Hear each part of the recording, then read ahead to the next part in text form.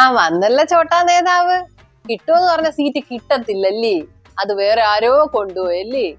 അടികൊള്ളാം ചെണ്ടയും പണം പറ്റാൻ മാരാരും. എനിക്കിത് നേരത്തെ അറിയായിരുന്നു. എടി അത് അങ്ങനല്ലടി, നീ പറയുന്ന കണക്കോ നീ കളിയാക്കുന്ന കണക്കോ അല്ല. നമ്മുടെ നേതാവ് വന്നിട്ട് നമ്മളെ കെട്ടിപ്പിടിച്ച് മോനെ പോട്ടടാ, നിനക്ക് അടുത്ത തവണ സീറ്റ് കിട്ടും, എല്ലാം ശരിയാക്കാന്ന് പറഞ്ഞപ്പം ഞാൻ അങ്ങ് വിട്ടുകൊടുത്തതാണ്. പോട്ടെ, ഞാൻ അല്ലെങ്കിൽ സ്ഥാനാർത്ഥി ആവണമെന്ന് തീരുമാനിച്ച് ഉറപ്പിച്ച് തന്നെ പോയതാ. പിന്നെ പുള്ളിക്കാരൻ പറഞ്ഞ എനിക്ക് മാറാൻ പറ്റത്തില്ല. മാറണ്ട കൂടെ നിന്നോ. തിരുവായ്ക്ക് പിന്നെ എതിർവായില്ലല്ലേ. പക്ഷെ നാളെ വല്ല ലാത്തി ചാർജോ വല്ല അടിപിടി കേസോ ഉണ്ടെങ്കിൽ കൂടെ നിന്നോണം കേട്ടെ. എന്റെ കൂടെ കാണുമെന്നാ പറഞ്ഞ, മോനെന്നാ എന്നെ വിളിച്ചത്. ആ സ്നേഹം കാണണം, അദ്ദേഹത്തിന്റെ സ്നേഹം കാണണം.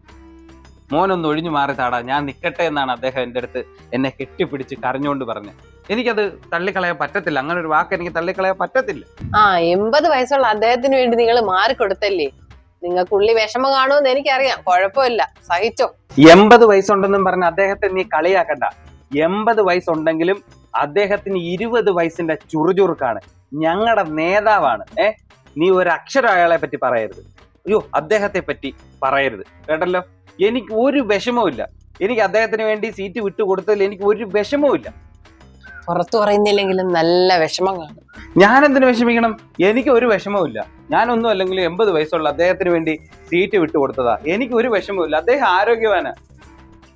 കള്ളം മുതുകളവേ, ഞാൻ എന്തിനു വിഷമിക്കണം? കള്ളം മുതുകളവേ, 80 വയസ്സായിട്ട് സീറ്റ് മുഖം കൊണ്ട് നടക്കുക. നാറി കാലന് പോലും കാണാതെ നടക്കുക, കാലിന്റെ കണ്ണ് വെട്ടിച്ചിട്ട് മുതുകളവൻ 80 വയസ്സിലും നടക്കുക. ഇവനെയൊക്കെ അങ്ങോട്ടങ്ങ് വിളിക്കണേ, ഒരു ഉപതെരഞ്ഞെടുപ്പെങ്കിലും എനിക്കൊരു സ്ഥാനാർത്ഥിയാവാൻ പറ്റണേ ദൈവമേ.